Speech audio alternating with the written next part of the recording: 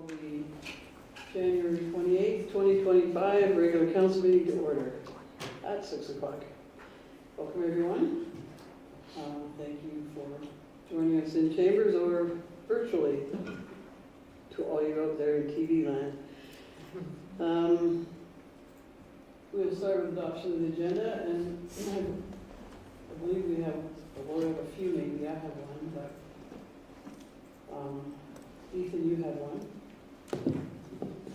Yes, thank you, Your Worship. We would like to add an item, I guess 8.3, 2025 budget meeting date.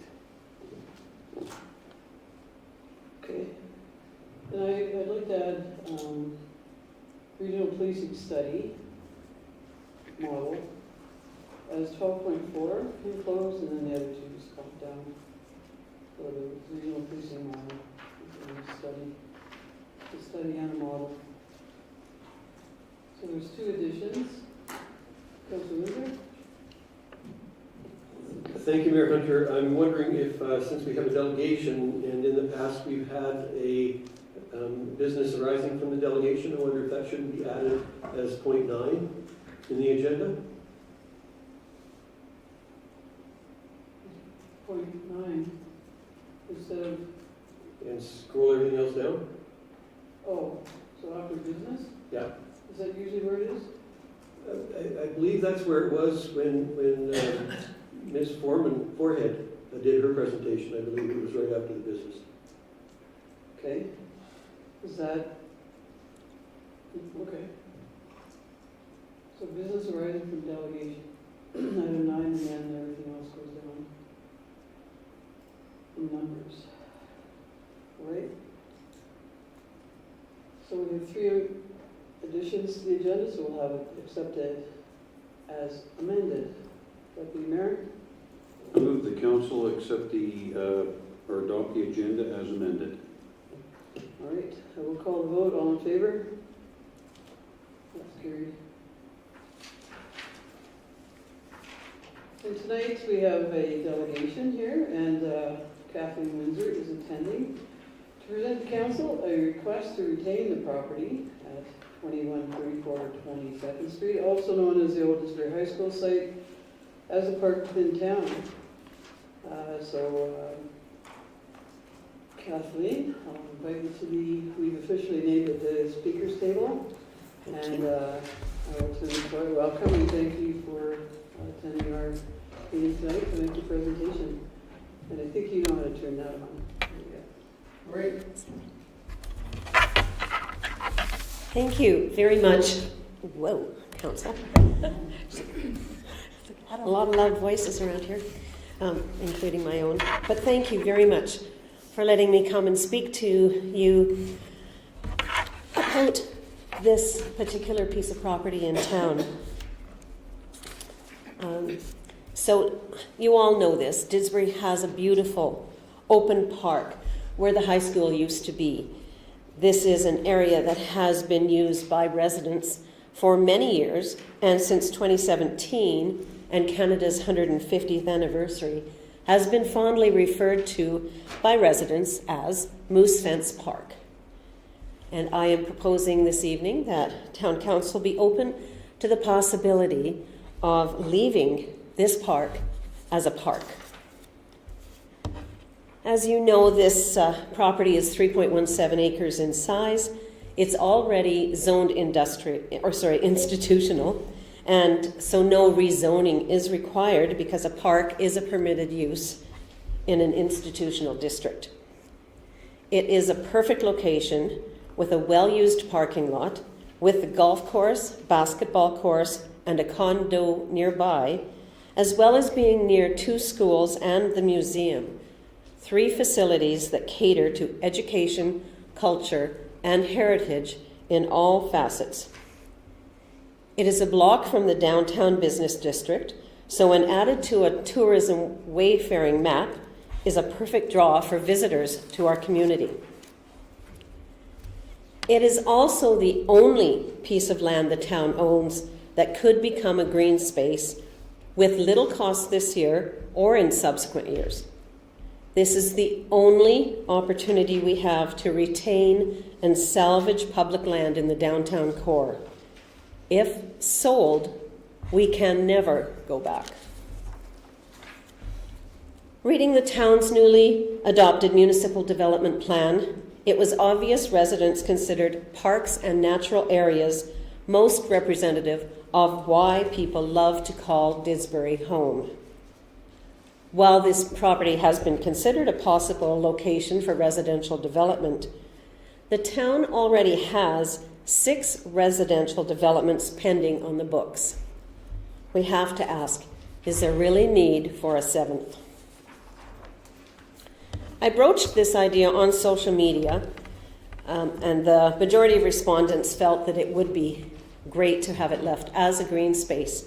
I'm not going to read all their comments because you have the presentation and you can read it at your leisure, but I will highlight a couple of things that different people have said. I think that is a wonderful idea. I would rather see this as a community space than having it turned into high-density housing. Another said, love this idea. It's such a great green space and a lot of residents already use it. And another, I think the town should utilize it in a way that benefits the community for sure.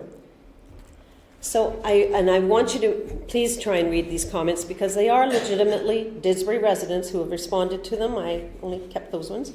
And it is very telling to let you know that residents really do honestly care about this property. Left as is, and with your leadership, this park could become the hub of Didsbury. Folks can have a picnic or sit on a park bench and read a book or just throw a frisbee around with their kids. The green space will give residents and visitors the opportunity to create new memories in one of the nicest areas in Didsbury. As recommended in the Central Core Heritage Plan, your objective is to ensure that open spaces are provided, enhanced, and maintained throughout the downtown. The Heritage Plan also states that development will only be considered where it can be shown to not negatively affect adjacent owners of residential lands. Keeping this acreage as a park will only enhance the value of neighboring residential properties. Also in the Central Core Heritage Plan, it states that, quote, future development of the old high school site should ensure that the site provides public open space that is integrated into the downtown, end of quote. This request I am making to you with considerable residential backing simply respects the town's plans, the Central Core Heritage Plan, Municipal Development Plan, Strategic Plan, even your Open Spaces Asset Management Plan, and the town's 2024 Marketing Plan. So, let's talk about what's already there. It would be wise and appreciated to keep the parking lot on the north end of the property for parents picking up their kids from elementary and middle school. They're used to this lot, and it provides a safe and uncrowded area for our children as they walk back and forth to school. Not only that, but the regular parking traffic keeps snow down in the winter and would not require snow storage spaces. The parking lot is also perfect for holding events like Canada Day and other festivals because the parking lot is handy for food trucks or for those setting up inflatable obstacle courses or bouncy houses. Park maintenance has already been included in the town's park budget, so initially no additional cost is required. There is also already power and water to the property. These two pictures simply show you where the Fortis power lines are, the blue lines, and the blue dots are where the power poles are. I have similar for water, but decided I wouldn't include it. Anyways, there's a good chain link fence on both sides, on two sides along 20th Avenue and 23rd Street. While minor repairs are needed, it's a great start to a secure family area. There is already land prepared that has been used for a small outdoor skating rink for toddlers. And from your own website, it says this mini outdoor rink is perfect for a quick game of fast shinny hockey or for those getting their little ones out on skates for the very first time. This rink is located, as you know, or I assume you know, is located just down the street from the Disbury Museum and across from Rossford Elementary School. The grounds for this park are easily promoted as a four-season public parkland, showcasing Disbury's natural beauty and an opportunity for community collaboration. When you go traveling yourselves, you know it's nice after you've been to a couple of tourist spots, you know it's nice to be able to sit down somewhere and just have a little picnic or a break between the next tourist attraction you go to. And so that's one of the things that this will do by leaving it as a park. And of course, not only that, downtown is nearby, which means people will shop to their heart's content, visit the museum, take in a school concert, and have a picnic in the park. We truly must value this land and retain it now.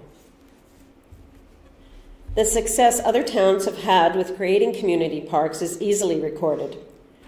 Growing towns like Carstairs, Crossfield, and Olds all have parks right in their downtowns and are thriving. The Carstairs Heritage Festival is held in their park. Centennial Park in Olds is used for many activities that draw the community together and draw out-of-towners as well. The Didsbury and District Historical Society used the Moose Fence Park for Queen Elizabeth II's Platinum Jubilee celebrations, which included the Didsbury Municipal Library activities that the fire department members participated in, gleefully and with hero worship. It's also been used for the Arts Festival and Canada Day festivities too. So let's talk briefly about what could be. For now, we don't have to design this urban space. Let's say that keeping this acreage as a park is simply phase one. We have plenty of time to get into the heads and hearts of the people we're designing for. It's important that what happens in this space integrates with the rest of the neighborhood. But again, that can be worked on over time, efficiently and with community involvement. The future is shaped by what you do today. Then there were some ideas on the social media, comments that I had talked about earlier, but these comments also include ideas, because your residents are idea people. So again, I won't read all of them, but I will touch on a few. Put a gazebo in there for picnic tables. There could be live music, birthday party events, movies in the park. There's so much opportunity. I had a phone request from a gentleman suggesting memorial benches, which then becomes a financial contribution, or it could become a financial. Anyways, more memorial benches was a request, and of course benches are important in a park. Church services. Wouldn't this be a great place for an interdenominational church service with our participating churches in town? Public gatherings, a park party with Disby.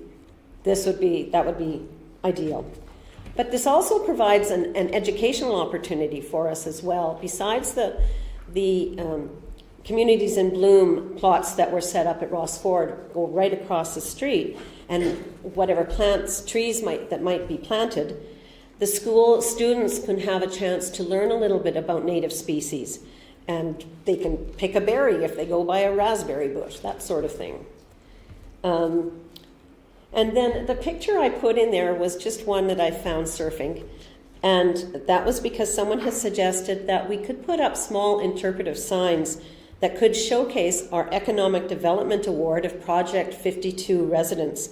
It tells the stories of our local culture. So that would be something that could be considered later on. And of course, no park is fun without a volleyball court. The next is I do have some letters of support. The first one you'll have to read in full, but I will highlight a little bit from the Didsbury and District Historical Society, who are in support of this as a clear cultural value to keeping the lot. It's close proximity to the Didsbury Museum. Preservation would mean that the Historical Society could continue to expand their programs and their events beyond the small footprint that they have right now. Events that strengthen social cohesion and build a sense of community, which I've talked a little bit about myself. But something I hadn't considered, but the Historical Society had, and that is that if the lot is developed, they will no longer be able to watch the children from their windows as they come, because we have May and June are absolutely packed, and some in the fall too, with school tours. And the fact that we can actually watch them come across safely is vital. But also equally important is the fact that they would lose the advertising corridor from 23rd Street, because any development would block the sign facing that direction. So people can see the museum when they're coming from the north down to 23rd Street, and having a direct visual to 23rd Street is really an important factor to the largest tourism attraction in town. The museum, of course, plays an important role in drawing tourism to town, and they really would like to be able to hold their events and additional benefits that its preservation brings to the museum. Rossford Elementary School. I promise you I am not going to sing, but you all know the words to Big Yellow Taxi and Joni Mitchell. Okay, my age, Joni Mitchell, his age, Counting Crows. But don't it always seem to go that we don't know what we got till it's gone? They paved paradise, put up a parking lot. I really think you need to think about those words and the big picture of Didsbury as you're looking at it. And so does Rossford Elementary. There is a need to balance development with establishing and preserving green spaces throughout our community. And they hope that we will strongly consider preserving Moose Fence Park as a green space within the town. West Glen School wrote a longer letter. The support for the proposal there is actually pretty incredible. They want to turn it into a vibrant community park. They would love that if you did that for them. At this location, it would not only serve the immediate needs of the schools, but also enrich the lives of all the residents by providing a valuable gathering place for social interaction, recreation, and community events. And if I sound repetitive, I apologize, but this is your community talking to you. Many of the Westland students already take advantage of the basketball court, and they would love to have the opportunity to use this area as for other forms of recreation at the west end of town. Wouldn't it be great if special activities at the museum were able to spill out into such a wonderful place? And if it was a little bit larger in size, the skating area she's talking about, the phys ed classes would be able to use it more easily than traveling to the memorial complex.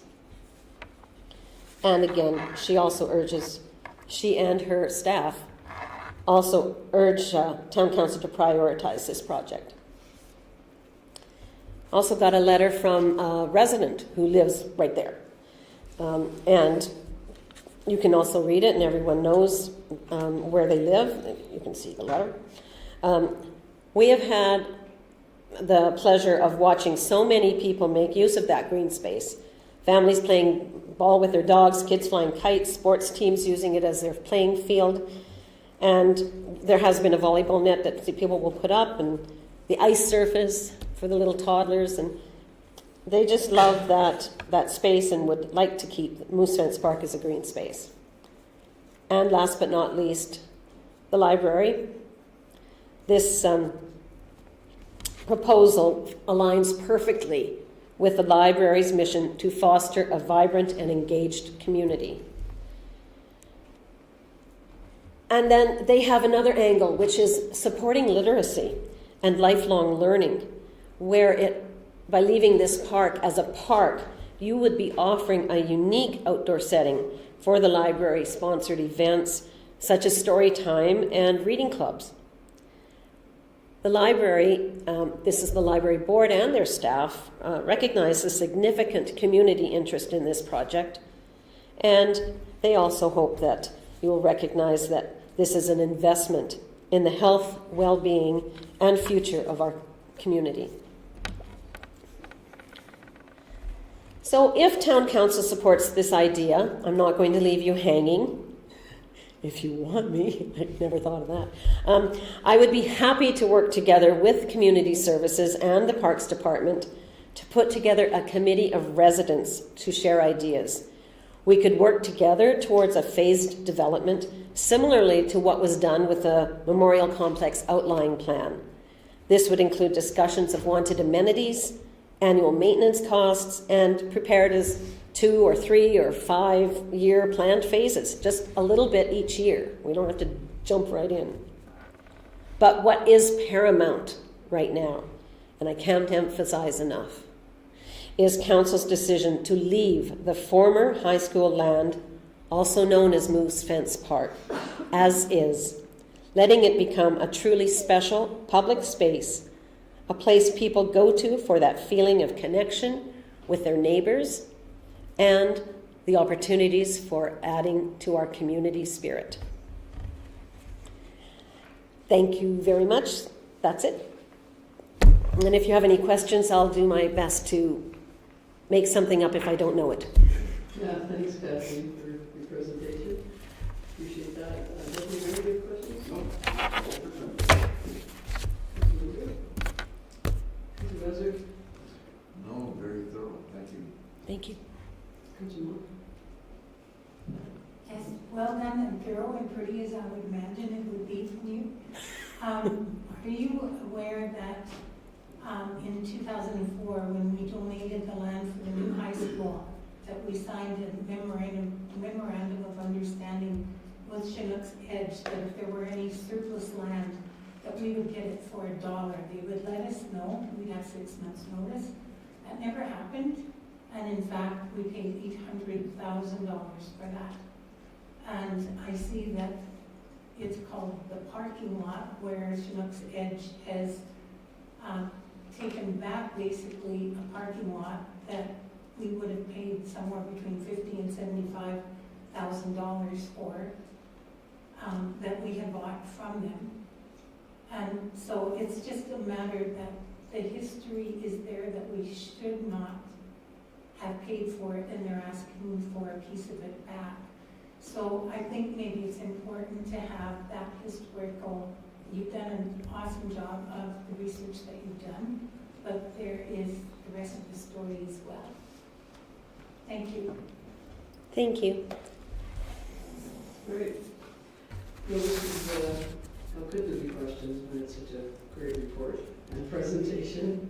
And I think when we come up with the delegation, business horizon delegations, that will be probably the discussion the council will have as to what direction they see it would take, and based on the information you've given us. So thank you, Kathleen. And I'm just assuming I can call you Kathleen like I always do, but that's not very formal. So I apologize for that.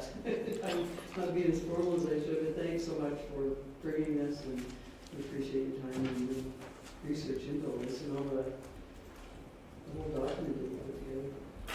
Thank you very much for your time, and I appreciate all the work that you're going to spend considering the opportunity that I have presented. Thanks. Okay, so we need a motion.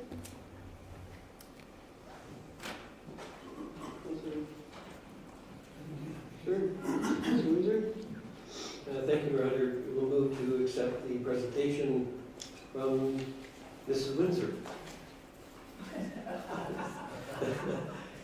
Did you want the motion to be read, or did you want me to? No, Mrs. Windsor for the presentation on 2134 22nd Street, Old Disbury High School site. All right. Call the vote, all in favor? That's carried. Thank you. Okay, we have item 4, adoption of the January 14th, 2025 regular council meeting minutes. Deputy Mayor? I move the council adopt the January 14th, 2025 council meeting minutes as presented. So, comments and questions? Councilor Windsor? Thank you. Councilor Bazard?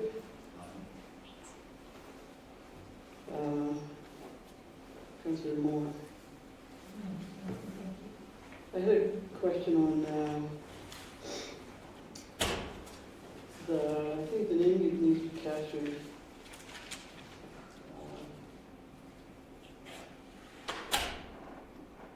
Sorry, I'm finding it.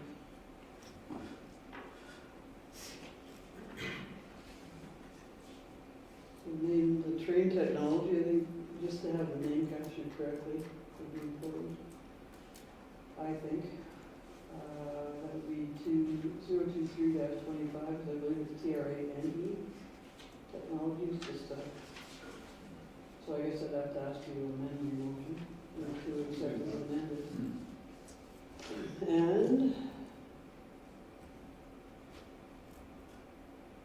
I just wondered, it's not an amendment or anything, it's a question, that we had just the status of the letter of support that we were gonna write, and maybe we're waiting for that. The council's gonna write a letter of support for the transportation grant. So, when do we have time for that grant, and when should the letter be penned and signed, I guess? Yeah, thank you for the question. Yeah, that's still unfolding, and when we'll reach out to you when we're ready for that letter. So when's the deadline? I know we have a deadline in the RFD, so when is that deadline for that? That's the end of February. Okay. All right, so just friendly amendment, Deputy Mayor? Yep, I move that council adopt the minutes as amended. All right. Okay, I'll call a vote then. All in favor? That's carried. And we have item 6, our CAO report. And we'll start with Councilor Moore. Just a question regarding the number 2.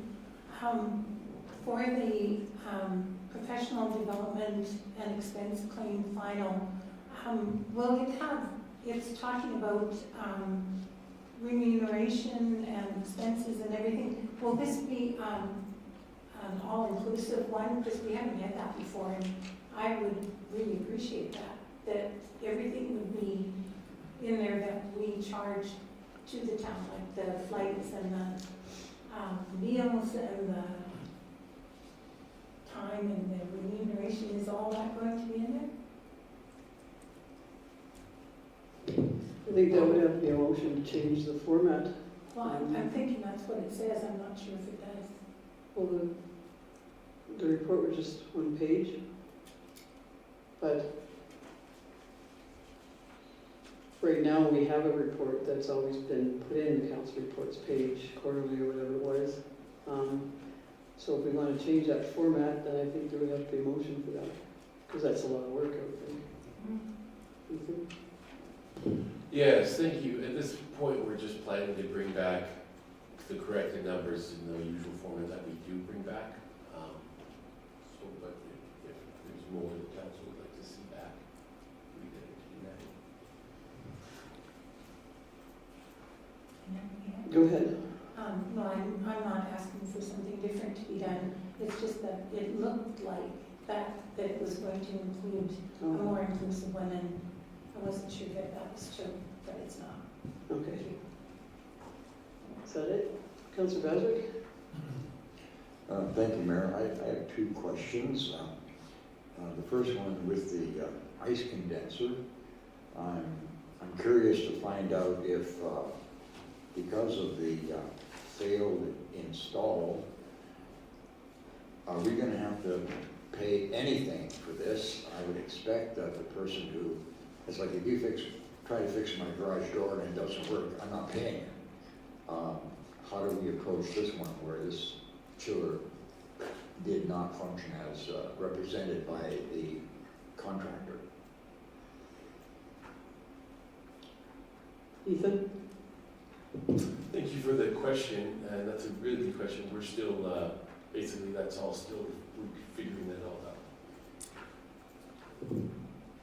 And number two, if I may, it's just brief, is that how do we mitigate, I noticed on this, the property, unsightly property, how do we deal with that?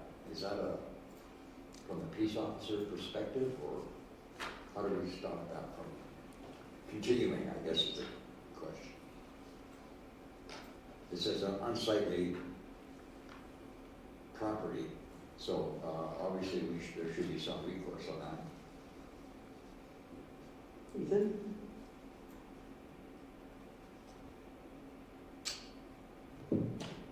Thank you for, sorry, just, thanks for the question, Councilor Basil. I'm sorry, unsightly property specific to, Yes, it's item 4. In the action request line you're looking at, right? Pardon me? The so, action request Yeah, list. yeah, that action request, and there's 1, 2, 3, 4 different unsightly things. oh, what happens when those action requests come in about an unsightly property? How do we mitigate it? Right, okay. Now I understand. Thank you for the clarification. So when those action request items come in about a bylaw infraction, unsightly property, things like that nature, they get referred to bylaw enforcement, and then our peace officers go and investigate. There's a process they follow to assist the, help ensure that any violations of the bylaw are correct. Okay, Councilor Windsor? No questions, thank you, Mayor. Deputy Mayor? No questions, just 2 comments. The fourth quarter fire department report and year-end report, I always enjoy those. And the economic development top 10 highlights. It was a nice snapshot of the past year of accomplishments.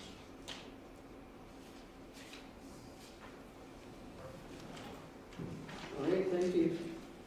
I'm just wondering, our council reporting, we have, the council, I say this, we have 2 commission members and a board member, and their payment should be captured in that as well on the council remuneration, because they are paid because they're council members, and I know at the end of the year it has to be included in the audit, so I believe it also has to reflect in our, in the information that is presented at our council meetings, because it is income that our council members are making because they are on commissions and boards. So if that,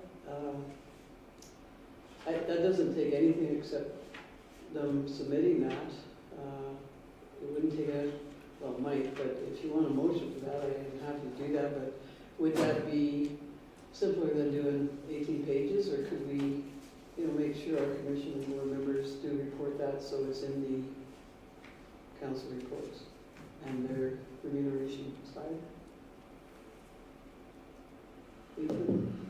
Thank you for the question. So is this in relation to the information we're bringing back with the numbers for the Well, council? to accurately reflect, I actually was gonna ask that last meeting, but I didn't, and now that I wrote it down today, just because the remuneration isn't reflected 100% accurately, because there's still extra income that those board and commission members are making, and I think in all transparency, that's fair to add that in.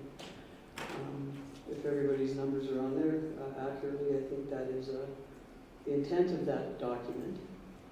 I believe that's the intent of the document, so it's just a matter of that reporting being done. Deputy Mayor? Are those members are paid outside of council remuneration, though, right? Yes. So it would have to be done, I think, in a separate line because it's not affecting our budget. It just shows that they had earnings from a board, right? Yeah, and because they're council members, that's why they're making that income. So, yeah, I'm asking if that would be just a separate little chart, or if council would endorse a motion for that. Ethan?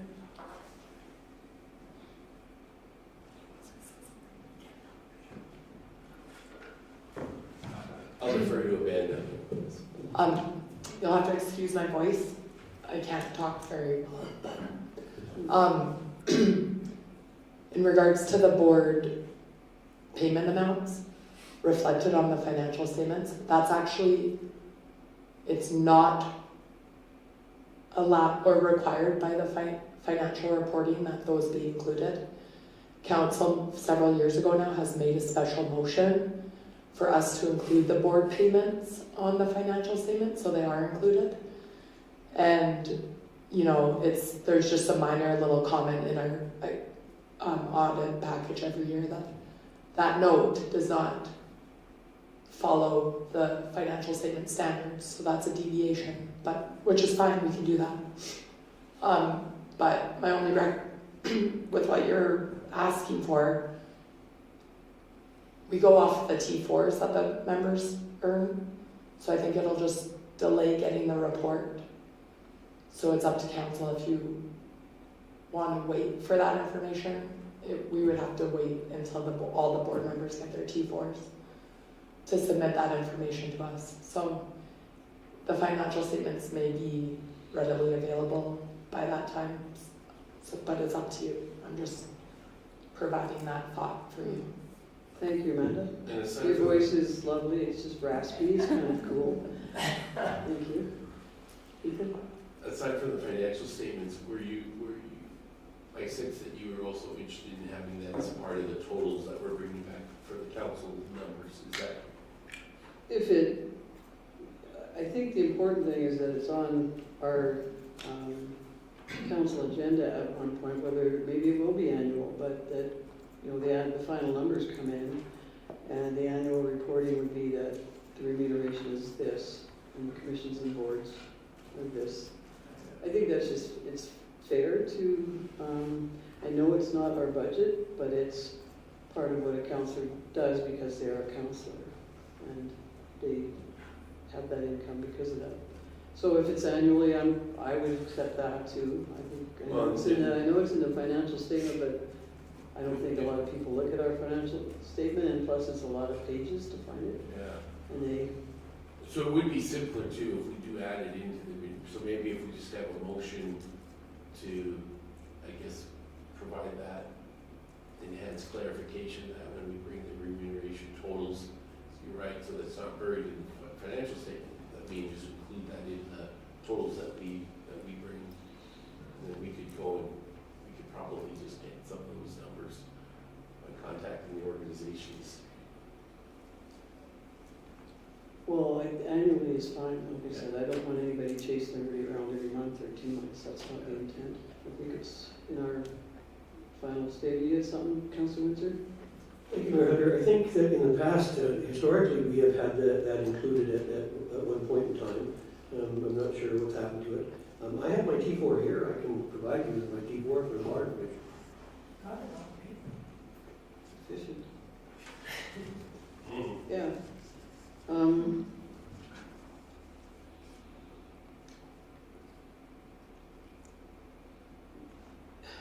Yeah, I don't know why I couldn't, yes, go ahead, Councilor Moore. I have no idea what it's going to be until I get it. Right. When I get it, I bring it, and we do here. But if we're looking for transparency, then maybe all of the remuneration and repayments and time and expenses and everything that everybody gets from all the things they go to would be full transparency. The things that we go to with the commissions, we do reports on them, they assume we're getting something, we report it when we know, which is when we get our T4. I don't usually get it until March. Mm-hmm. and it would just be a little block, it would be 25 pages, so, I'm not trying to make it complicated, I'm just trying to make it, the final year end, whatever it is, I didn't, like I said, not quarterly or, and maybe now that we're, if that's coming back to February 11th, this chart, it's not gonna be possible, so maybe at that point, I'll draft a motion for that meeting, and then we can proceed from there, because then all the T4s will start to come in. Ethan? We could just contact the Water Commission and the other commissions, see, hey, can you give us the Yeah. numbers? And we could add them to the February 11th numbers, if we can get them. Yeah, and I'm not trying to create a whole bunch of work, I just am trying to create a council process that maybe will carry on, based on the information. I'm not gonna repeat it, because I'm not supposed to. Everybody heard what I had to say, so at this point, I can wait till February 11th, that's fine. In sake of time, and then the, Amanda, I do appreciate that, that you always break out the medical calls. I think that's important, and it's interesting, the $32,000 that would have been billed out based on our fire departments being ready for service all the time, and we certainly appreciate that. And it really talks, this whole Didsbury Fire Department report talks about all that the fire department does, and in adding up the fire calls, it's about 35 fire calls, and the rest is other emergency services they provide out of 240. So I think that's really, it's good, it's great to have the information, and thanks for always breaking out that medical call information. And again, Tracy, always, or Leanne, I always like your providing us the pictures that, as our residents read them, they can relate to where these things are, so thanks for that.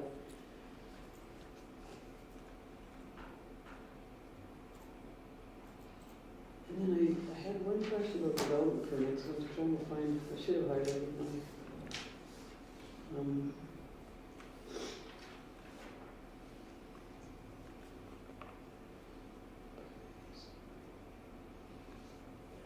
Should have highlighted them, so I'm not going to waste time. I'll ask next time.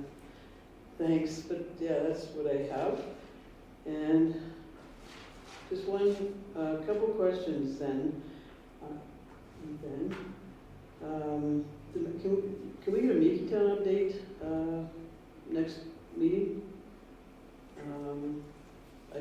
We can make a motion to get that update, because it's coming pretty quick. I don't know that we've had a lot of information about it. And then I'm just wondering where the information is. Resolution 435-24. It looks like everybody missed this, but to include the 50 Club accessibility projects, including the porch lift, washroom, and floor leveling, is outlined in the draft 2025 capital budget. I don't think we saw that. Well, I know we didn't, but it shouldn't sound like I don't know. So is there an answer for that? I think we had some good dialogue going with the 50 Club, and they were hopeful that we were going to have this information, even the information, so is that? Yeah, we can bring that back. Okay. That would be great. And I will leave it at that for now. And thank you again. Brownfield, sorry, one last one. The Brownfield update. If that can be the next year report, if possible. Just where we are with that, dealing with Suncor. I'm pretty excited about that part, as everybody knows, because I mention it all the time. But, so, just my comments of what I would like to see in the, do you want motions for any of those? Or can they be in the CO report? Or, because since that was supposed to be brought in the capital budget, that other one, that should probably be, we don't need to make another motion, I think it just needs to be a follow-up as to what that is. No, we'll bring those 3 items in the next year. Okay. Thank you. But, yeah, I just don't know if it's a CR report thing, the capital budget item. Should that be a separate, because the motion, just to have a follow-up on that motion, where it is? Is that? Yeah, sure. All right, thanks. That's what I have, everybody else had all their questions answered, so a motion to accept the CO report as information. You always do that. Thank you, Councillor Bazard. I'll happily move that we accept the CAO's report as information. Call the vote, all in favor? That's carried. I lost my page.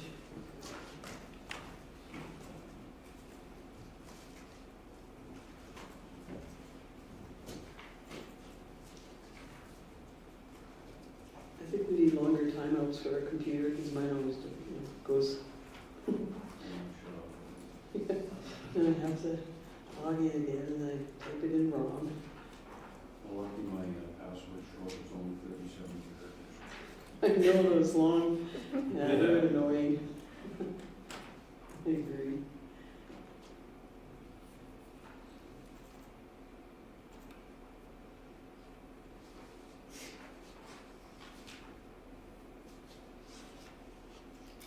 All right, we have item 7.1, COUN 001-24, Council Remuneration and Professional Development Policy. Maybe Ethan, you can speak to this before, or if you have anything to add to it, I guess, really, since it's your item. Sure. This is simply, so in our remuneration and professional development policy, section 5.1 states that in the year of an election, council shall undertake a thorough review of this policy and make any revisions they feel appropriate to take effect at the start of the next term. Being that it is now the year of the election, we want to kind of get ahead of this, so that there's plenty of time for this. And what we're recommending is that, given the responsibilities of the Financial Planning Committee, we thought this would be the place for it to be referred to make recommendations on council member remuneration for the next term, to review the current policy, to review the current rates of compensation, and then come back with a recommendation to council. As well as any recommendations about anything else in the policy. Though the policy itself was thoroughly kind of reviewed and worked on by the policy committee just a little while ago, so that's our recommendation. And, okay. I move the council refer COUN 001-24, Council Professional Development and Remuneration Policy, to the Financial Planning Committee for review and recommendation. Do you have any comments or questions, Deputy Mayor? Councillor Windsor? Yes, thank you, Mayor Hunter. I realize that the Policy and Governance Committee has looked at this fairly recently and looked at the policy, so I'm not sure why we would be sending it to the Financial Planning Committee to review the policy. I can see sending it to them to review the remuneration levels, but I don't see why we're having them review the policy. That makes no sense.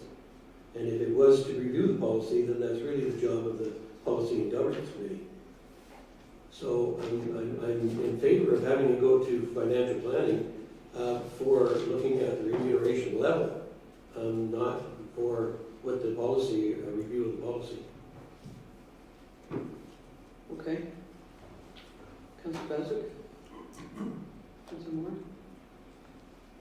Actually, I'm just wondering if 7.1 addresses your question about the reporting of the annual compensation for boards and commissions.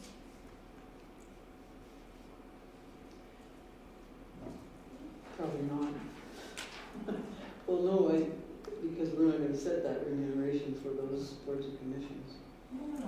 Because this is what this is for, is to set the new rate, right? I'm sorry, I wasn't clear. 7.1 says members of council when Oh. compensated directly by a committee, board, or commission shall provide their remuneration after annually for inclusion in the audited financial statements. My question was, is that sufficient for what you were asking about, or is it something else that you wanted? Well, it's interesting, because it's item 7.1, so that's what I thought you were. Oh, So we're on item 7.1, and you're talking about another 7.1. yeah.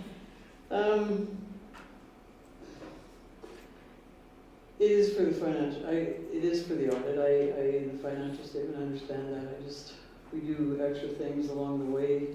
I'll certainly consider that, and we don't need to waste time on it, I guess, but I'll certainly consider that if I bring back a motion, thanks for that. I'd ask if PGC thinks that the policy does need, if you just reviewed it, what would, and I know you probably didn't memorize all the changes that we made, but if we just sent it, like Councilman says, for the remuneration side, I think. Yeah, I think it needs to go for the financial. We did a good review on the policy. So policy doesn't need work, but the financial and the remuneration amounts, that's what financial planning should look at. And then I think the policy will be completely reviewed, both financial and the policy end of it.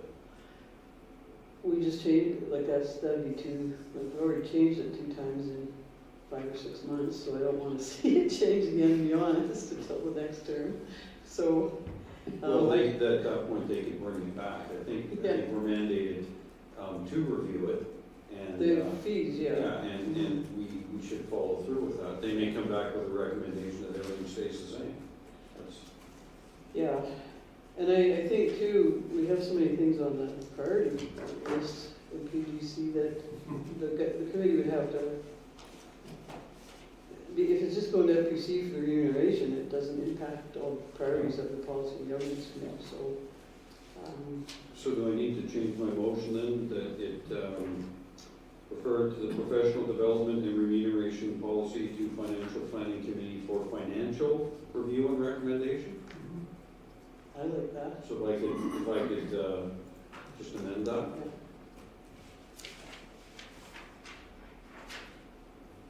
Okay, you captured that, I'm sure. Jocelyn? All right, any other comments? I'll call the vote, all in favor. That is carried.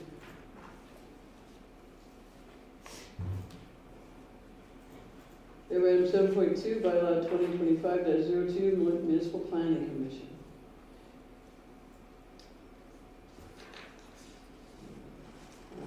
The background, or do you want a motion? Well, let's have a motion, sure.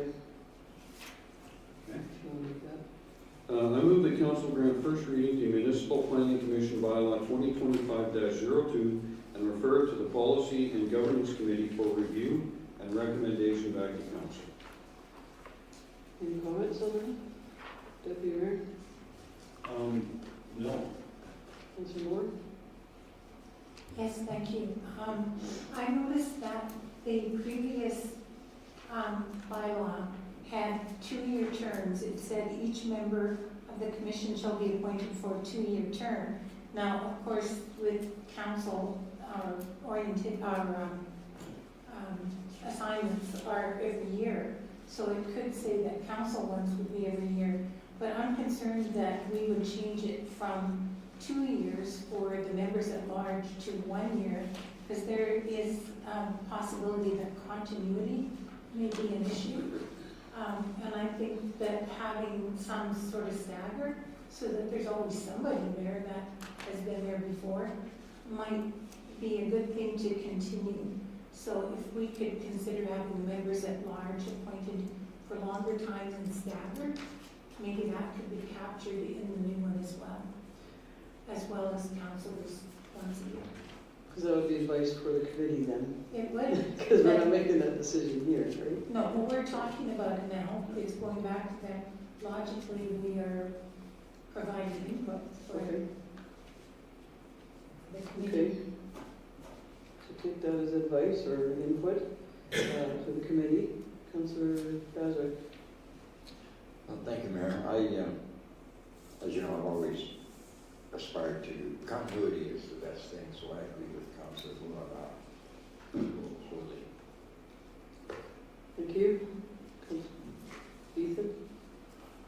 Just a little clarification as to what the thinking was with that, and that's just simply because every appointment is by nature of it being just still the next organizational meeting, always kind of a one-year term, even if they're appointed for a 2 or 3 year term, because it gets revisited every organizational meeting, it has to be reaffirmed. That was the thinking in that it's not that they would stop being on the planning commission, they'd always have the option to stay on and we bring it back, but to just follow the same process we follow anyways, because it always has to be reappointed at the organizational meeting every year. So it was just simply to align that with what's already the practice, and then, but the members would continue to be reappointed like they are at the organizational meeting. It would just be that to recognize the fact that technically all appointments are always from organizational meeting to organizational meeting. So that was the only thinking on that, not that it's not a big issue or anything like that, but it's just that was the. Well, that would be at the pleasure of the committee and council to For do sure. that. So Definitely. if they've taken that input, then I guess you'll discuss that at the time, I would think. Councilor Windsor? Thank you, Mayor Hunter. My only concern with sending this to PGC is that, and I realize that consolidation is a good thing, but I'm not sure what we have here right now. You maybe Councilor Engel or Deputy Mayor Engel could help. But I think we have 16 policies and bylaws that we're looking at right now on our docket. And 6 of them are big priority, and we haven't even touched them yet. So my only concern is that the timeline in which it's going to take in order to get to something like this. Did you speak to this? Not yet. No, and I agree, we have a big list. I think the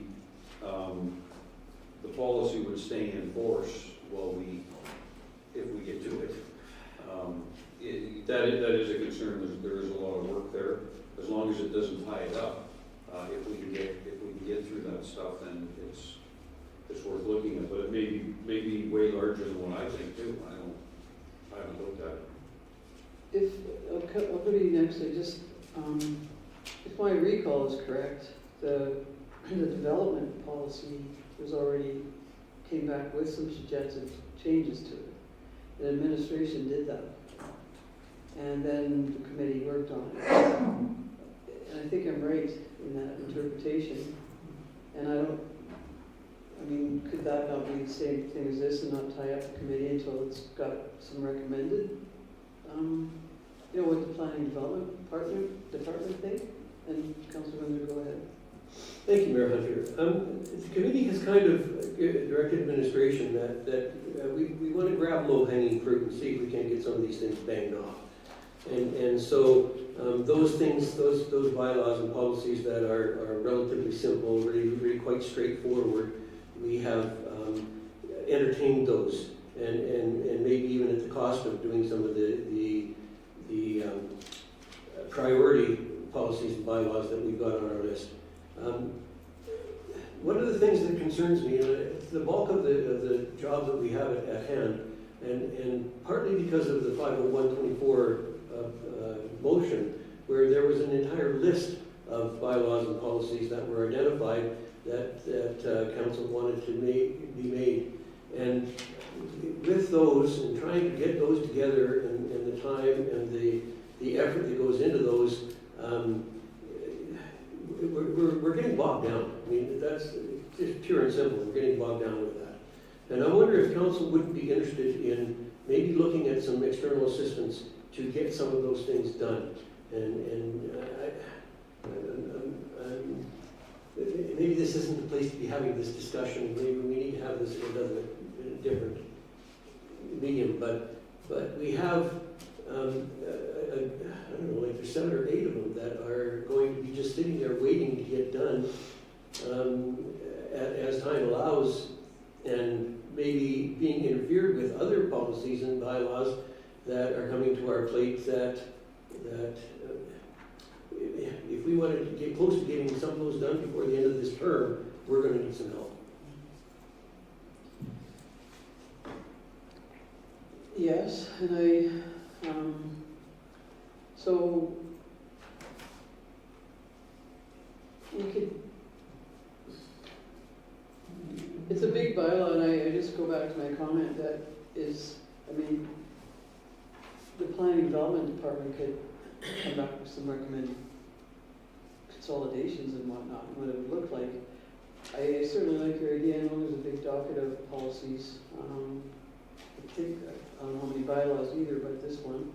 And this has been talked about for a long time, so internal and external assistance, I guess, and then council always has the, you know, once it's at the table, it goes to the committee, but it's already had some work done on it, so that it's not cumbersome and time consuming. One more, yeah. And I have to apologize, because we haven't talked about this at PTC at all, but and so maybe I am speaking out of turn, but at the same time, I see where we are and how long this is taking and the magnitude of the job that we have, and I just can't see us even catching up by the end of this term. Well, why don't we send it to the committee, and then you guys discuss the recommendations on how all of these things are gonna get done, and bring that recommendation back. Ethan? Thank you. Just a point of clarification. This was drafted a number of months ago. It's had planning and development review and input into it, and it was something that, since it was already done, it's been done for a few months. We thought, let's just add it because we didn't think it should take that long, because it cleans up a lot, and it is a pretty straightforward bylaw, and that was the thinking of administration at the time, because we didn't think that it would take very long to push it through. And again, the other things we're planning to be able to, again, depending on how fast the committee could work, have everything done by the end of the term. Well, we have a motion. No, we don't have a motion. Yep, I mean. Yes, you did. And so if we referred there, it would be, I guess you guys prioritize it where it would fit, and you figured out that maybe, I mean, when you bring a policy like this, it can't have strike-throughs because there's so many other parts to it. It gets kind of weighed down with, like, it's hard to understand what changes up, and as you're cross-referencing because you can't. So I would suggest give first reading, send it to PGC, and that's the right motion, but I think with the intent that we just talked about, to see where it fits in and how will you know all the changes when there's that much information created into one. Go ahead. Yeah. Get your mic now. I sometimes knock the ending off. Yes, I love the idea that this removes 5 other ones that really aren't working anymore, and some of them are not even appropriate anymore. I'm wondering, I guess maybe offering too, at some other times in our history when there was so much work from one committee, other councillors were kind of semi-appointed for a short time, and I would certainly be willing to work with you or whoever else to help maybe with some of that workload and do some of that heavy lifting, so that I realize how much work you've got to do. And I just want to offer my assistance if that would be something you'd like to consider in your deliberations. Because I think that we all want to do the red tape reduction and have the bylaws and policies as clean and well researched as we can. So that's all. Yeah, thank you for that. So it's internal, external, and then a second committee for consideration. It could be second committee. Why? But it could be sub, yes. Councilor Windsor? Thank you, Mayor Hunter. I don't want to speak for administration. Maybe this should be a comment from administration, but I don't think it's the burden on us. I think it's the burden on administration to prepare everything. It is. Yeah, this one is, I mean, yeah, it's got a draft. So let's leave that with you all and have that discussion and come back for the 11th. I think we can come back for the 11th with that recommendation.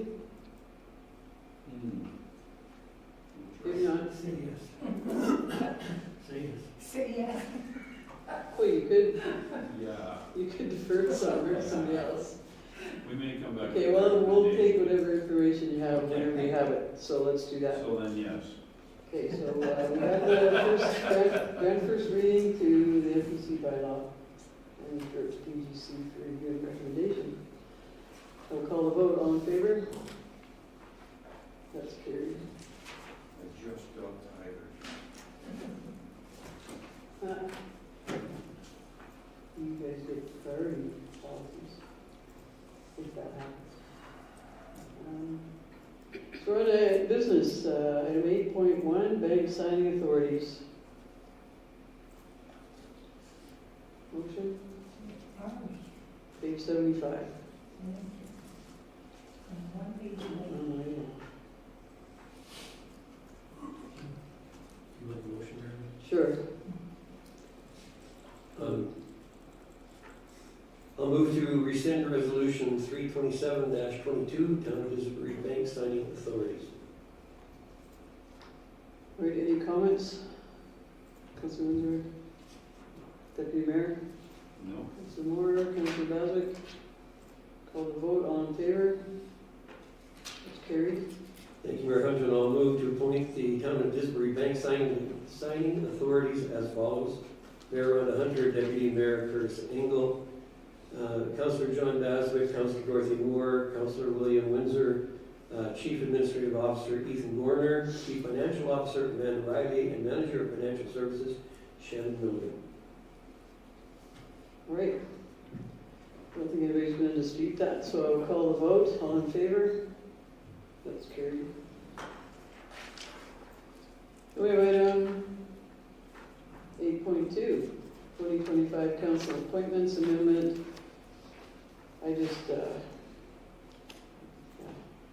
discussed at the agenda meeting just to have the option as we did when Councillor Williams was also an alternate, and just covering that we always have opportunity to have the quorum and the full meeting slate, member slate. Councillor Moore? Yes, I'd just like to point out that it was changed under the Waste Management Commission. I'm not a member, I'm an alternate. Oh, And I I was was, totally not, but that's fine, that's a good catch. and we did have 2 alternates before for MPC, so I'm fine with that. So I'll make the motion to appoint Councillor Bill Windsor as the second alternate to the Municipal Planning Commission. And what was your first correction? Oh, and on the Waste Commission, Yeah. I'm not a member, I'm an alternate. Great, excited there. Yeah. So that, yeah, thanks for that. We'll correct that. Yeah. Councilor Baswick?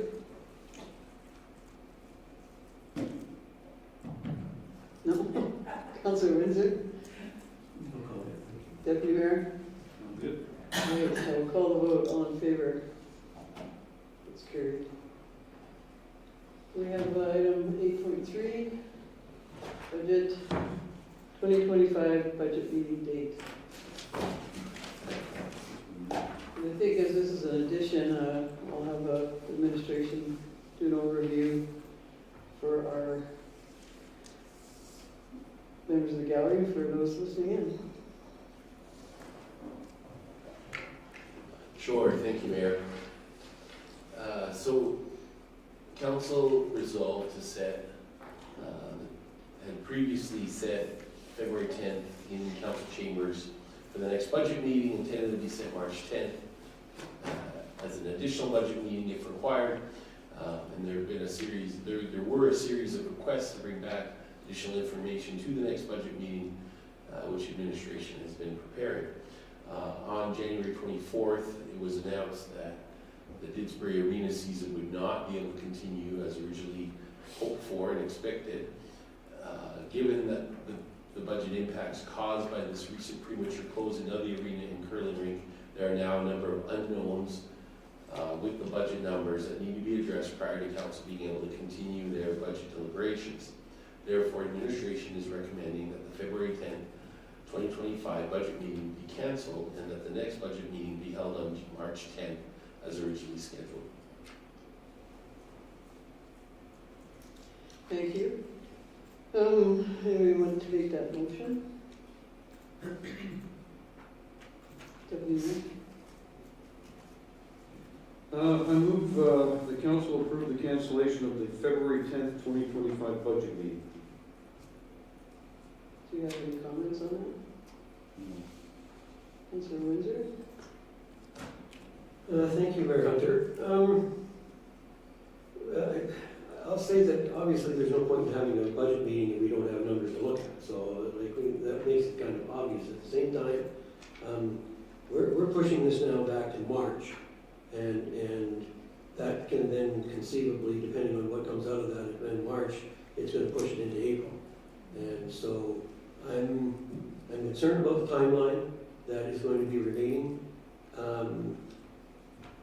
But again, I recognize that if there's nothing to look at on February 10th, then there's not really much point in having a budget meeting for it. Thank you. Councillor Bezek? Councillor Moore? This may be way up left field, but I'm just Don't say wondering, it then. I have to. If there's anything that we could do that would make the process a little bit less convoluted when we get to March 10th, are there some things that we could settle ahead of time so that there would be some certainty maybe in some other areas, as we did with the capital budget with some, and I don't know what those would be. I'm just asking if there's anything that we can do that will make March 10th not such a mountain to climb. And I'll leave it at that because I have no idea what it is that we might be able to do. Okay. I think if it has to be changed, I guess it has to be changed. And I personally, I think you'd have to make a motion for that, but everybody could debate that when that question, if you do make a motion on that. Because right now then, we're doing this motion just to cancel February 10th and I then, don't know what I would do. yeah, I'm just making an offer of yeah. maybe there's something we can think of. I think there's only 3 or 4 questions coming back to that meeting, so that might be. So the motion on the table is to cancel February 10th, and then if there's another one, by all means, Well, make it. do we need another one to make it March 10th? No, we've already, It's We already already have it, okay. well, and I guess it said that if needed, right, in the motion, so. It's needed. So to cancel this and to secure March 10th for the meeting, right? So I don't know, is that, just in thinking about the motion, it did. Yeah, and that, by canceling it, we'll use the March 10th Mhm. as our meeting. It has become needed. Has become needed. Yeah, I'm confused now. I think which is fine, because it did say, and if necessary, so it is necessary, but it's not making it too difficult. Cancel the February 10th budget meeting. I will call the vote. All in favor? That's carried.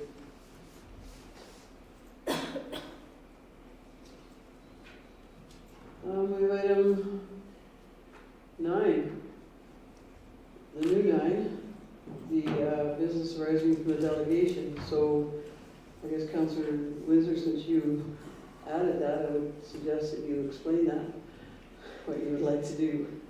Well, thank you, Mayor Hunter. I'm not exactly sure I know what I want to do.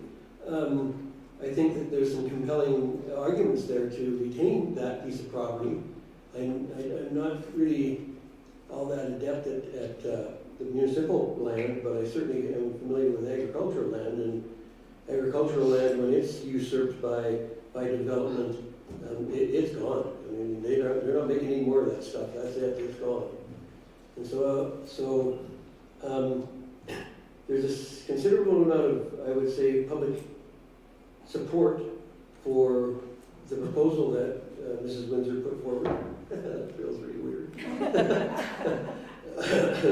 Just call her Kathleen. Okay, call her Kathleen. So Kathleen put forward, and some fairly significant support of the schools, a neighbor, some of the other prominent organizations in the community. So I guess I'm wondering if maybe we aren't equipped to make this decision on behalf of the community. And I wonder if this shouldn't maybe become part of the election question on the election ballot, and let the community decide what they want to have happen to that.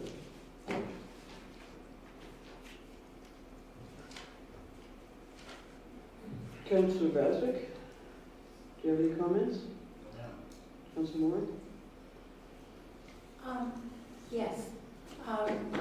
Whether we discuss it now or whether it went on the ballot, there is some information that I think is really important for people to have before they make a decision. Everybody always wants more parks.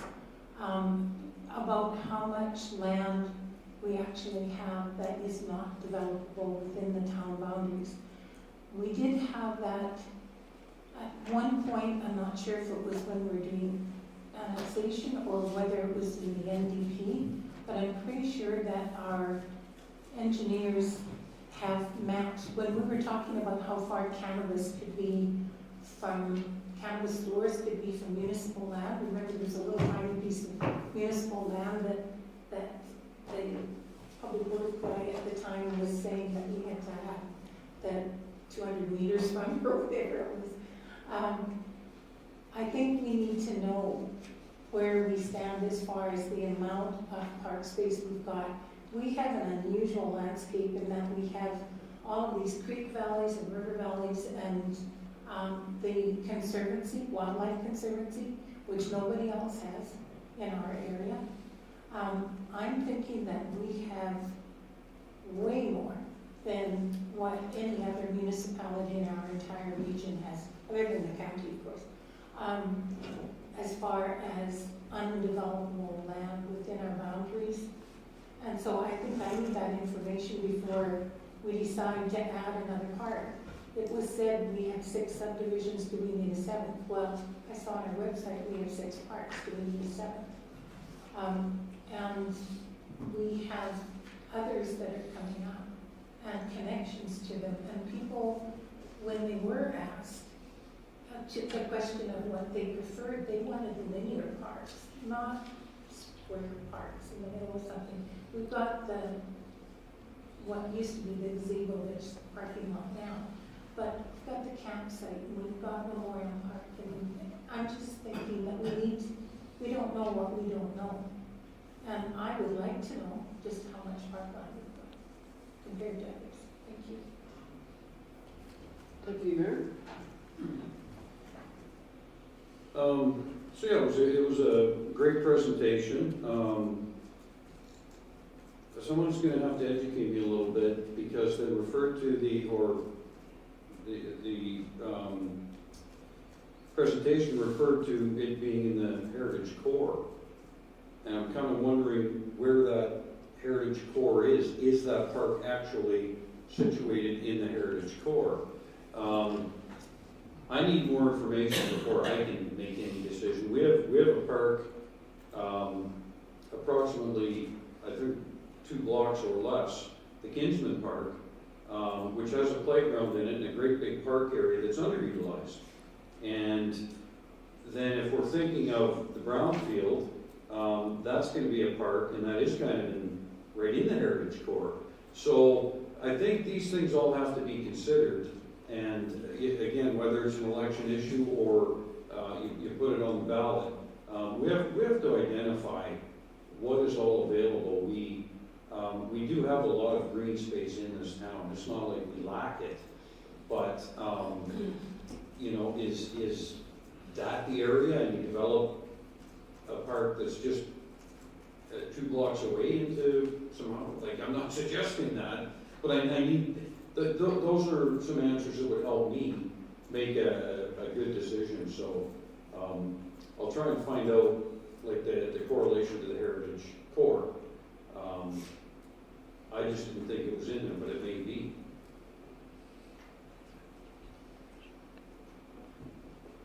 Yeah, thank you everybody for those comments. We're talking about all the land that, or the guess, the minimum amount of land that the town has to sell. And I believe that that's a strategic visioning topic right now. And I would suggest, I guess, we send it either to committee of the whole and have a discussion at committee of the whole on this, because then some information could come. But I would say we need to expedite that, just because of the dialogue we're having right now with municipally owned land. And if that's the case, that we're going to defer it to the ballot, then that's the case. But I think it takes some time to discuss that with the information that has been shared around here, what information people would need to make that decision. So let's suggest, or let's have a motion to send it to committee of the whole and address it in a timely manner. Want to make that motion? So, yes, I think I'll move that this item, which would be the discussion about the use for 2134 22nd Street, be referred to the committee of the whole for further discussion. Okay. Comments? Anyone? Anything else up in there? No. Call the vote then, all in favor? That is carried. We have item 10, council reports, and just so I don't forget, Sorry, yes? if it may, it would help administration to know there's been some different ideas floated around, but What information do we what have? exact information for that discussion to be able to happen that you would want to help you with that discussion? Hmm. And Well, have- maybe we have to have a meeting for that first to decide what information we need. Because I didn't anticipate that we'd be addressing it, so I think Can I we would, send those questions in? yeah, I think that's a good idea. Or we could put it on the February 11th agenda You know? to subsequently have the committee hold after February 11th so that we can have time to think about this and bring any questions we have. I know what mine is, but I don't understand. Yeah. So have the item on February 11th agenda for input, questions on what to bring back to committee of the whole. Can I make that too? Yeah. Just add an additional one, like, I think that's another motion to bring questions, to add it to the February 11th, because that committee of the whole is different. And then February 11th is a new meeting or a new agenda item. Okay, so thank you, Mayor. I'll stumble through this, but Yeah. move that this item be brought back to the February 11th meeting so that discussion and questions can be formulated at that time, or presented at that time. Jocelyn, Mm. you were probably typing something there as we were talking anyway, but that's a good start. From you. She'll read it for me anyway. I have moved by Councillor Windsor to add the topic of 2134 22nd Street to the February 11th regular council meeting agenda for discussion. Sure. Yep. Yeah. Okay, I call the vote, all in favor? That's carried. And council reports, Councillor Moore. I couldn't find anything that I've done in the last 2 weeks, which is really unusual, but yes, sorry. Okay, Councillor Baswick. Thank you, Mayor. One meeting was the MPC, which was really encouraging. We've got 2 subdivisions, and one was over 40 units. That's in the northeast part of Tallapoosa, which is exciting. Another one is at the south end of 23rd Street for 3 particular development lots.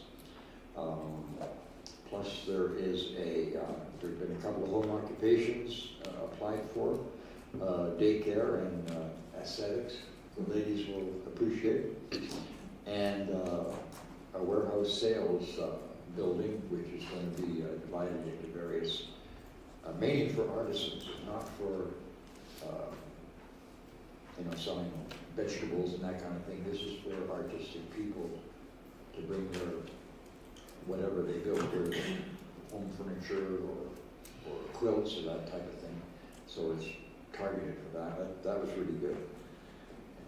And as usual, our planning department crossed all the T's and dotted the I's, and this went over really quick, and we're looking forward to shovels in the ground here come spring. It's going to be an exciting year for development. Thank you. Thank you. Councilor Windsor? Thank you, Mayor Hunter. Most of my reports are in the external reports, and so I won't dwell on those. Everybody can read about those. The Water Commission, we got later in the agenda, so I won't talk about that. But I do want to identify a highlight, and that is the department reports or the CAO report, how thorough and it is nice to have that information. Thank you. Deputy Mayor?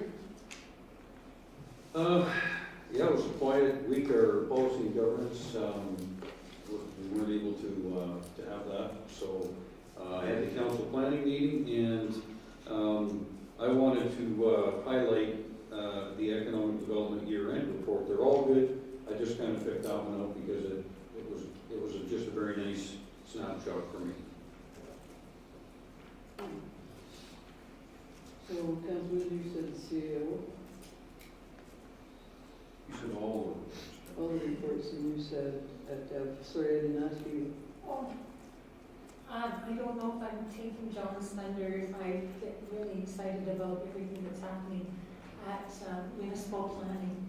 We have had some amazing and really innovative things, like this one has an owner-operator within this artisan group. Now, that sounds to me like something that would be in one of the artistic communities in the city, and I think that that's a wonderful way for our town to be growing. Thanks for that, yeah. Councilor Bradley probably is mad at you, so do you want stealing your thunder? He is. Just say ditto and we'll carry on, or you want to say something? What's your highlight? I need all the help I can get. Okay, well, we both can share that one. I promise that I will bring a full report on January back to council, because I do owe you some. But I have been, mid-sized town mayors, executive met with Minister McIver again last week, and continuing our drive for an additional funding pot for municipalities, mid-sized towns. And I was at a Cape Board meeting that I'll report on as well. And other than that, you'll read the rest in my report. Next meeting that I will write report. I'm just trying to, I hope I didn't miss anything that I was at, but I. So with that, highlights. I'm just going to skip everybody else's because I think I certainly like, and no, I continue to like those planning and development reports because I even defer people to whoever's listening, to the CR report that has the planning, it has all the updates on the reports from our departments, and if you're wondering about that building you were talking about, Council Moore, they can look at it in there and in our agenda package. So with that, I would like to say too that Councilor Moore beat me to that. Nobody asked me, so I'm just going to suggest. I would like to go to Brownlee too, but I want to go to the virtual one on February 13th. So if we can add that, Council has to approve these because they're outside of, or maybe they don't. No, they don't. Okay, so we'll just add, just so we add it in advance, so I don't add it subsequent that I was there, nobody knew, so I do plan to attend that virtually the February 13th Brownlee session. That's hosted in Edmonton, but I won't be in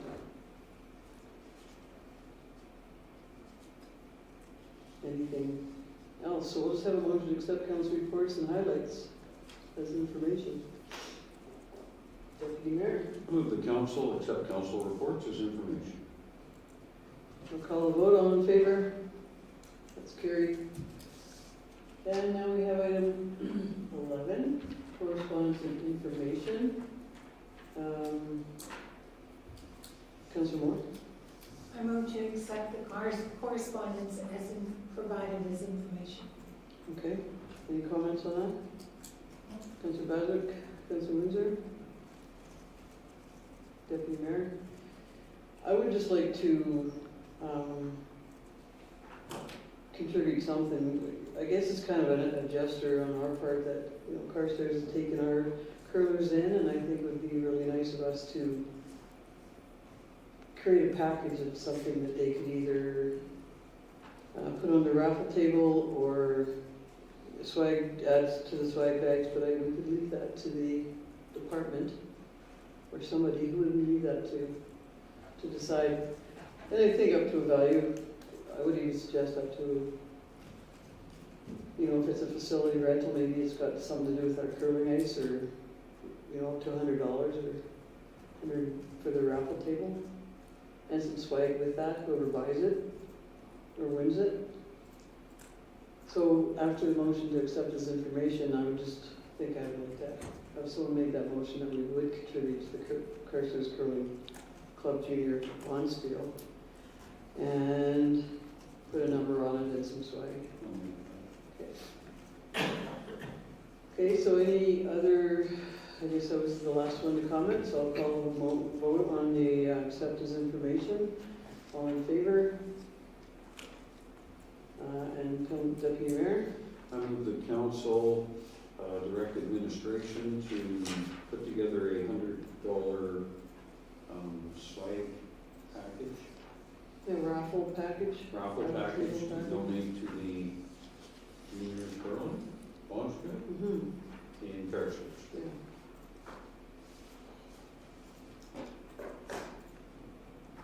And then you guys would know what to do with that motion, right? Yeah. Okay, so, And the amount of that was $100. 100. yeah, plus, Oh, that's a big. plus swag. All right, I'll call the vote. All in favor? That's carried. And then we have, item 12, question period. Any questions today, Norm? Mr. Quantz? I'm pretty casual here with being familiar with first names. So, welcome. Nice to Thank see you. here. Thank you, Mayor.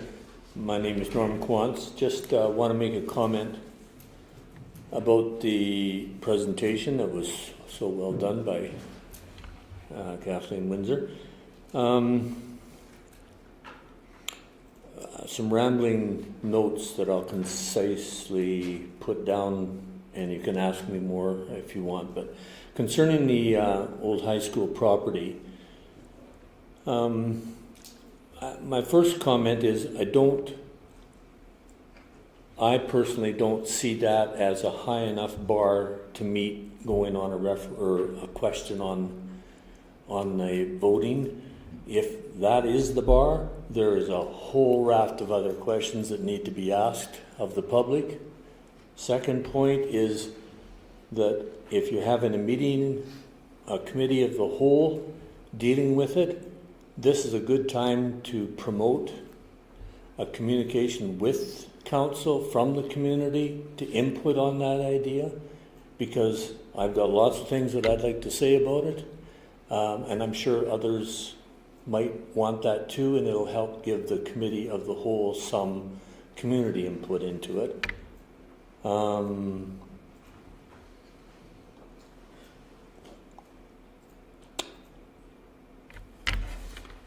Did I answer all my questions?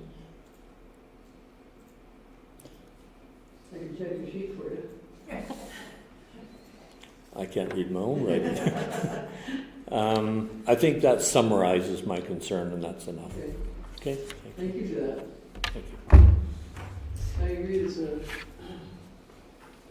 is a community issue, and I appreciate the comments on that ballot. I mean, the last ballot had the train whistle, and that was a big one.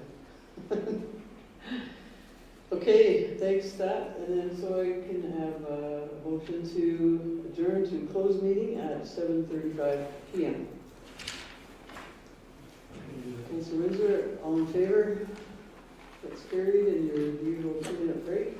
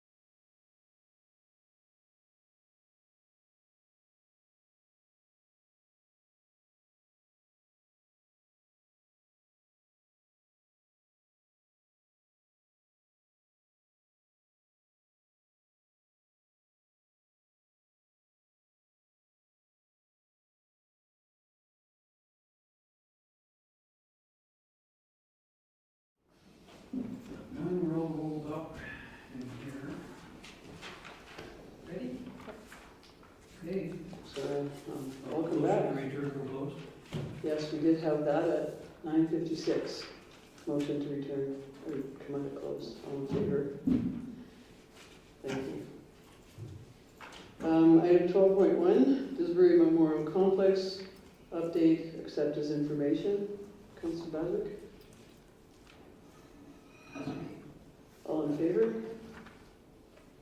That's carried.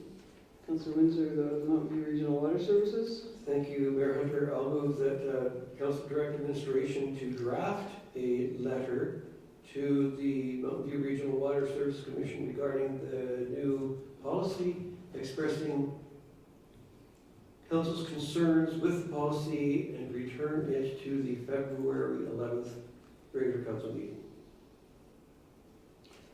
Okay, call the vote, all in favor? That's carried. The strategic visioning, Deputy Mayor? Those is information. Yeah, I move that we take the strategic visioning as information. call the vote, all in favor? That's carried. Item 12.4, the regional policing report. Regional policing model report is information. Councillor Baswick? Sorry, you could have done that, Councillor Moore. I'm busy. Yeah, I thought you were waiting your own. So call the vote, all in favor? That's carried. And culture assessment, Councillor Moore. I move that Mayor Hunter and Councillor Moore are directed to obtain 3 cultural assessment options for council's earliest possible consideration, and that upon receipt of the appropriate labor information and within a maximum of 30 days, the cultural assessment will proceed and will be funded within the 2025 operating budget. And I'll give it to you, Russell. Didn't catch all that? She did, she's just got it right now. I call the vote, all in favor? That's carried. And there's another culture assessment motion. Councillor Windsor. Thank you, Mayor Hunter. I move that Council direct Mayor Hunter and Councillor Moore to obtain legal advice on the timeline for doing the cultural assessment to be funded from the 2025 operating budget. Call the vote, all in favor? I move That's carried. That the CAO performance evaluation